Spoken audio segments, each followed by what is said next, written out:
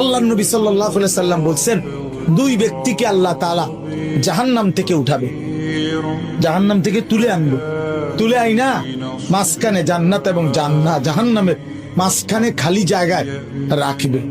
রাখবার পরে মানে বসাইবার পরে, একবারে হাদিস এটা, বসাইবার পরে আল্লাহ আবার বলবে ওই দুইজনকে, যাও জাহান্নামে আবার ঝাঁপবে, মানে আবার যাও জাহান্নামে যাও।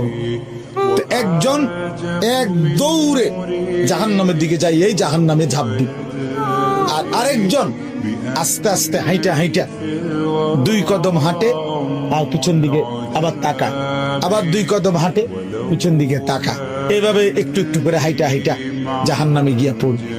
তো আল্লাহ তাআলা আবার দুইজনকে উঠাবে, এই দুইজনকে উঠাইয়া প্রথম জনরে বলবে, তুমি এরকম দৌড় দিয়া জাহান্নামে পড়ে গেলা কেন?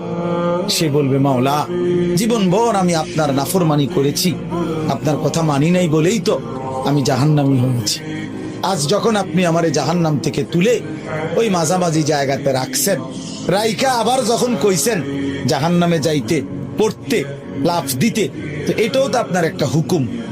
চিন্তা করছি জীবনে কোনো হুকুম না মাই নেই তো জাহান্নামী হইলাম, তো আজকে একটা হুকুম মানিয়া, এই জন্য আপনার হুকুম মানার জন্য জাহান্নামে গিয়ে লাফ দিলাম।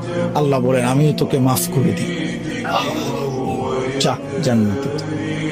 এইবার আল্লাহ তাআলা বলবে দ্বিতীয় জনকে, তুমি এরকম করলা, তুমি কি তা জানে কিসের ভিতরে কি চাইবে?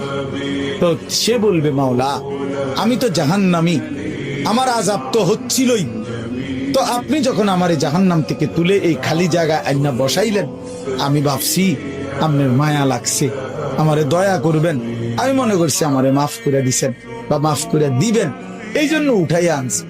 এখন আবার যখন আমারে জাহান্নামে পড়তে কইছেন, যে আমি একটু একটু আগাইয়া পিছন দিকে চাই, আপনি কোনো ডাক দেননি, আপনার মায়া জানি আবার লাগেনি কোনো, আপনি আমারে ডাক দেননি।